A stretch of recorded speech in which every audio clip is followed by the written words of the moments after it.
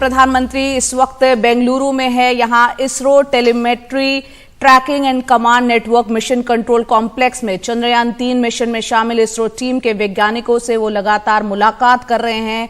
प्रधानमंत्री सीधा अपने ग्रीस दौरे से बेंगलुरु आज पहुंचे। आज सुबह सुबह वो पहुंच गए।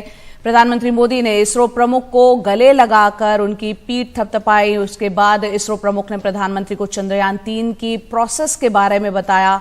इसरो प्रमुख ने पीएम मोदी को यह भी बताया कि चंद्रयान-3 कैसे चांद पर उतरा, उसके बाद वो रोवर प्रज्ञान कैसे काम करेगा। प्रधानमंत्री ने सारी चीजों को यहां पर समझा और वैज्ञानिकों को यहां पर उन्होंने संबोधित किया। उन्होंने कई बातें यहां पर की। उन्होंने कहा कि अंतरिक्ष में भारत के सामर्थ्य का शंखनाद है। हम वहां पहुंचे हैं जहां पहले कोई नहीं पहुंचा। आपने वो सब कुछ कर दिखाया जो कि किसी ने अभी तक नहीं किया। चंद्रयान-3 जहां उतरा, अब उसका नाम शिव शक्ति पॉइंट होगा। चंद्रयान-2 जहां पहुंचा, उसका नाम तिरंगा पॉइंट। और 23 अगस्त वो दिन बताया गया जिसको अब नेशनल स्पेस डे कहलाया जाएगा। दुनिया आज हमारे विज्ञान का लोहा मान चुकी है। प्रधानमंत्री ने यहां वैज्ञानिकों को संबोधित करते हुए कहा और साथ ही कहा कि आपने भारत की पूरी पीढ़ी को जागृत किया है। भारत के स्पेस सेक्टर में लगातार सुधार हो रहा है।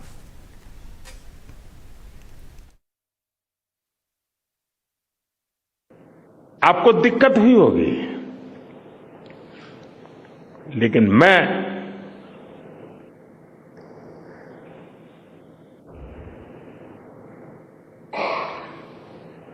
भारत में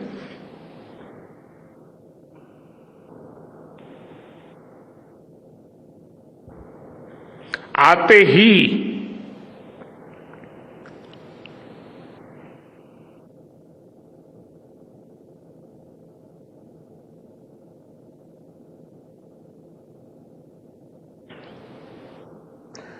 जल्द से जल्द आपके दर्शन करना चाहता था। आप सबको सैल्यूट करना चाहता था।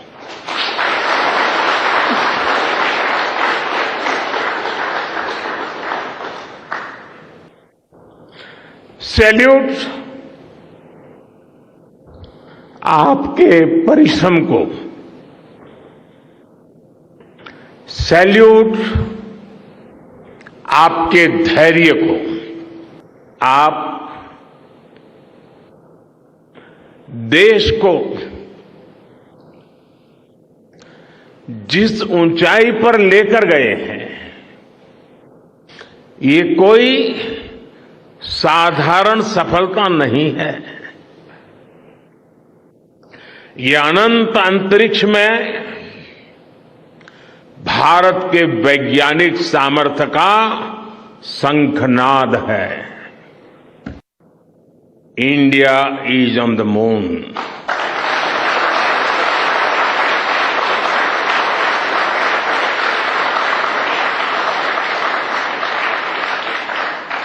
We have our national pride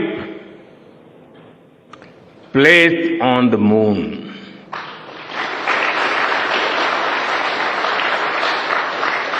हम वहां पहुंचे जहां कोई नहीं पहुंचा था। हमने वो किया जो पहले कभी किसी ने नहीं किया था।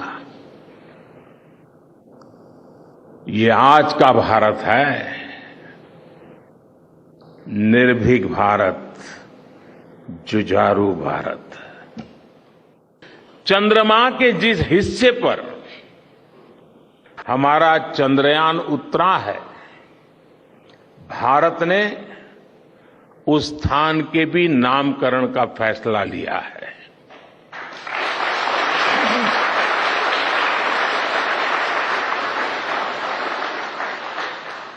जिस स्थान पर चंद्रयान-3 का मून लैंडर उतरा है, अब उस पॉइंट को शिव शक्ति के नाम से जाना जाएगा।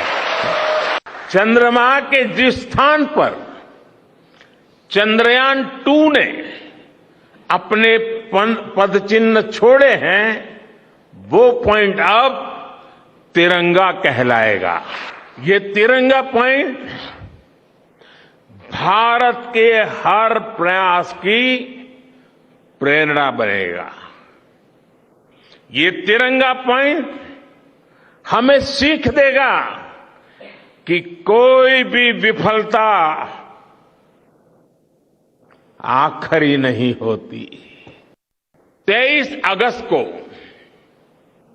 जब भारत ने चंद्रमा पर तिरंगा फहराया, उस दिन को अब हिंदुस्तान नेशनल स्पेस डे के रूप में मनाया जाएगा। जब हर वर्ष national space day science, technology और इनोवेशन की स्पिरिट को सेलिब्रेट करेगा, हमें हमेशा हमेशा के लिए प्रेरित करता रहेगा। हमारी गिनती थर्ड वर्ल्ड यानी थर्ड रॉ में खड़े देशों में होती थी। थर्ड रॉ से फर्स्ट रॉ तक इस यात्रा में इसरो जैसी संस्थानों की बहुत बड़ी भूमिका रही है। आपने आज मेक इन इंडिया को चांद तक पहुंचा दिया है। आज बड़े बड़े एक्सपर्ट्स कह रहे हैं कि अगले कुछ वर्षों में भारत की स्पेस इंडस्ट्री $8 बिलियन से बढ़कर $16 बिलियन की हो जाएगी। आपको जानकर सुखद आश्चर्य होगा कि पिछले 4 साल में स्पेस सेक्टर में काम करने वाले स्टार्टअप की संख्या 4 से बढ़कर करीब 150 हो गई है। तो यहाँ पर नेहाल किदवई बेंगलुरु में हमारे सहयोगी हमारे साथ जुड़ गए हैं। इसरो सेंटर में जहाँ प्रधानमंत्री भाषण दे रहे थे वो उन्होंने भी सुना।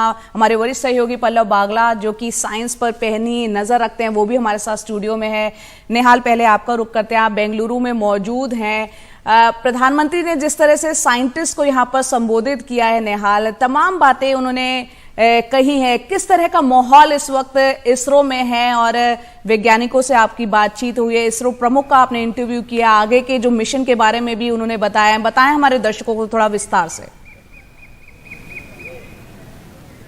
देखिए, जब देश का प्रधानमंत्री वैज्ञानिकों से खुद ही मिले और विदेश यात्रा से लौटते ही राजधानी जाने की जगह पे अगर वैज्ञानिकों से मिलने सीधे चला है तो आप समझ सकते हैं कि वैज्ञानिकों में का उत्साह कितना बढ़ा होगा। प्रधानमंत्री नरेंद्र मोदी जब यहाँ आए HAL एयरपोर्ट पे जब उतरे और उन्होंने यहाँ पर जब एक छोटा सा संबोधन किया था तो यहाँ पर उन्होंने कहा कि मैं भले ही जोहान्सबर्ग में था फिजिकली, लेकिन मेरा मन यहाँ था बेंगलुरु में। और हमने देखा कि जब ये लैंडर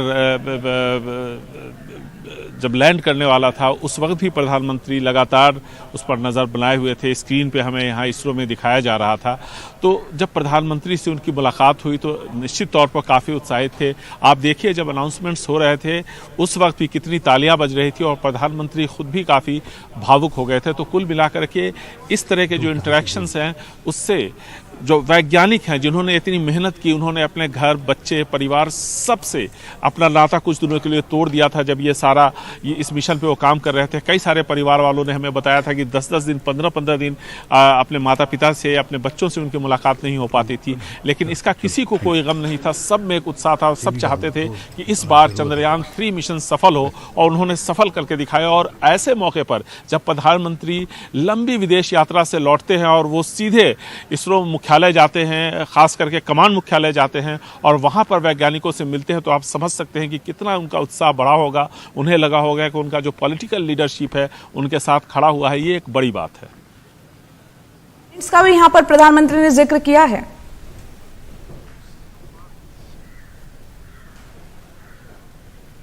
जी, न सिर्फ इसका जिक्र किया है बल्कि उन्होंने ये भी कहा है कि नई पहचान दी है उस जगह को जहां चंद्रयान 2 क्रैश लैंड किया था और जहां पर चंद्रयान 3 ने सॉफ्ट लैंडिंग की है। अब हमेशा ये जगह तिरंगा और शिव शक्ति के नाम से जाना जाएगा, तो एक नई पहचान है। और साथ ही साथ 23 अगस्त अब राष्ट्रीय अंतरिक्ष दिवस के तौर पर जाना जाएगा। ये सब कई महत्वपूर्ण घोषणाएं हैं। इससे वैज्ञानिक सोच को भी बढ़ावा मिलेगा कि पूरा देश उनके साथ खड़ा हुआ है। जिस तरह से दुआएं की जा रही थी चंद्रयान 3 की सफलता की, जब हम इसरो के प्रमुख का इंटरव्यू कर रहे थे तब उन्होंने हमें बताया था कि जिस तरह से बच्चे बूढ़े पूरा देश उनके साथ खड़ा था, उससे उन्हें बहुत शक्ति मिली, उनसे काफ़ी इंस्पिरेशन मिला, इससे उनका भरोसा भी बढ़ा। और ये सब कुछ रिफ्लेक्ट हुआ जब चंद्रयान 3 ने सॉफ्ट लैंडिंग की और साथ ही साथ और वो भी दक्षिणी ध्रुव पर। ये अपने आप में एक बड़ी उपलब्धि है। बार बार प्रधानमंत्री ने इसका जिक्र किया है और निश्चित तौर पर चंद्रयान 3 की सफल सॉफ्ट लैंडिंग ने दुनिया में एक जो स्पेस साइंस टेक्नोलॉजी का जो स्पेक्ट्रम है उसमें इंडिया को एक बहुत ही मजबूत जगह दिया है। बिल्कुल, एक मजबूत स्थिति में इंडिया यहाँ पर पहुंचा है अगर स्पेस रिसर्च की बात की जाए। नेहाल हमारे साथ थे सुबह 4 बजे से लगातार वो रिपोर्टिंग कर रहे हैं। बहुत बहुत शुक्रिया नेहाल आपका। हमारे वरिष्ठ सहयोगी पल्लव बागला हमारे साथ हैं जो कि इस मिशन पर पल पल की निगाह रख रहे हैं। सर, 23 अगस्त प्रधानमंत्री कह रहे हैं नेशनल स्पेस डे। आज प्रधानमंत्री का आपने पूरा भाषण सुना, साइंस के लिहाज से क्या टेक अवे? देखिए, एक भावुक प्रधानमंत्री एक सक्सेसफुल ऑर्गेनाइजेशन के साइंटिस्ट के साथ मिल रहा है। ये देश के लिए और वहाँ के वैज्ञानिकों के लिए बहुत बड़ी बात है। ये एक सॉफ्ट लैंडिंग हुई और कहीं ना कहीं ये भी दर्शाता है कि प्रधानमंत्री का एक सॉफ्ट कॉर्नर है भारत के स्पेस के वैज्ञानिकों के लिए। जब वो गुजरात के चीफ मिनिस्टर थे तब से मैं कहता आया हूं कि वो एक स्पेस बफ हैं और उनको स्पेस को गवर्नेंस में यूज करना आता है। जब 2019 में विक्रम लैंडर क्रैश किया था तब भी प्रधानमंत्री बोले थे और आज भी प्रधानमंत्री बोले। उस वक्त मायूसी का माहौल था और उन्होंने बोल के उसको अपलिफ्ट किया था और नेशन का मूड बढ़ाया था। आज तो नेशन फेस्टिवल और सेलिब्रेशन में है।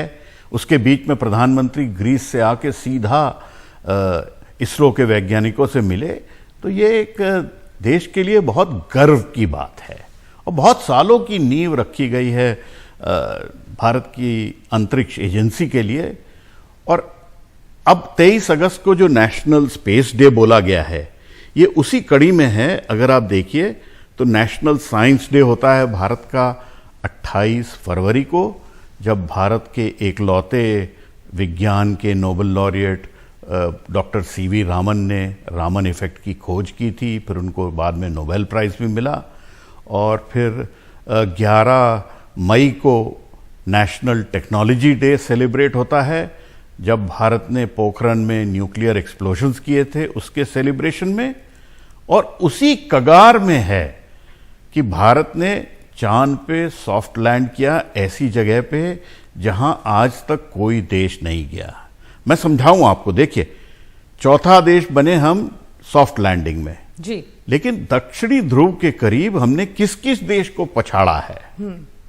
रूस या यूएसएसआर, अमेरिका, चीन, ये सब बड़े देश हैं जिनके पास बहुत टेक्नोलॉजी है। तो जब आपके पास रिसोर्सेज की और कैपेसिटी की लिमिटेशन हो तो आप हर चीज बड़े स्मार्टली करते हैं। बिल्कुल। और वही इसरो ने करके दिखाया जी। कि एक स्मार्ट मिशन था चंद्रयान 3 और बड़े फ्लॉलेसली उन्होंने उसको अंजाम दिया। और आज उनकी कामयाबी के लिए 23 अगस्त को नेशनल स्पेस डे घोषित किया गया है। प्रधानमंत्री नरेंद्र मोदी कहीं ना कहीं स्पेस टेक्नोलॉजी को गवर्नेंस से जोड़ना चाहते हैं और वो बड़ी सटीकता से जोड़ते हैं। अगर भारत के सरफेस ट्रांसपोर्ट मिनिस्टर कहते हैं जी हमने इतनी सड़कें बना दी पर डे, वो उनके डिपार्टमेंट वालों से नहीं पूछते, केवल इसरो की तस्वीरें मंगा के चेक कर लेते हैं कि है कि नहीं, रोड दिखेगी या नहीं दिखेगी, पहले की तस्वीर बाद की तस्वीर, डैम बना नहीं बना, शौचालय बने नहीं बने, ये सब जियो टैगिंग से हो गया। तो गवर्नेंस में स्पेस का जो यूजेज है उसका डीप अंडरस्टैंडिंग प्रधानमंत्री नरेंद्र मोदी को है और वो इसको डिप्लॉय कर रहे हैं। ये एक बहुत खुशी की बात है कि केवल ये आइवरी टावर और इसरो के लैब के अंदर ना रह के अब हर आदमी से, हर सज्जन से स्पेस जुड़ रही है। जब भी आप एटीएम मशीन जाते हैं तो पैसा निकालने के लिए आप कहीं ना कहीं किसी सैटेलाइट से जरूर बात करते हैं। जब आप फोरकास्टिंग करते हैं वेदर की, रोज देखिए वेदर बुलेटिन आता है, वो कहीं ना कहीं स्पेस टेक्नोलॉजी से जुड़ता है। अब 2000 नोट जो है वो तो रिटायर हो रहा है, लेकिन 2000 नोट जब जेब में होता है तब उसमें मंगलयान हमारे साथ होता है। तो बहुत ऐसे आयाम हैं स्पेस के, और प्रधानमंत्री नरेंद्र मोदी ने आज के भाषण में, जिसमें वो बहुत भावुक थे और होना भी चाहिए। देखिए भारत के प्रधानमंत्री सबसे बड़ी डेमोक्रेसी है, वैज्ञानिकों से मिल रहे हैं, वैज्ञानिकों ने इतनी बड़ी उपलब्धि की है टीम चंद्रयान ने जी, तो उसके लिए भावुक होना, तो देखिए मैं भावुक हो रहा था तो प्रधानमंत्री हैं वो तो भावुक होना ही है, भाव बिल्कुल। ये पल ही ऐसे हैं पल्लव जी, ये पल ऐसे हैं और जिस तरह से ये पूरा का पूरा मिशन इतना सक्सेसफुल रहा, और जैसे कि लगातार आप भी साइंटिस्ट के कांटेक्ट में हैं, निहाल किदवई भी, डॉक्टर सोमनाथ इसरो के चीफ है, उनसे बात कर चुके हैं, किस तरह से पूरा मिशन अभी जैसा कि वैज्ञानिकों ने सोचा था उसके मुताबिक आगे बढ़ रहा है, और आगे के मिशन के बारे में भी पूरी तैयारियां हैं। चाहे फिर हम मिशन आदित्य की बात करें, सूर्य के नजदीक जाने की कोशिशें, और गगनयान की बात करें, तो ये पूरे रिसर्च में हम किस तरह से भारत आगे बढ़ रहा है, तमाम बातों पर रोशनी उन्होंने डाली।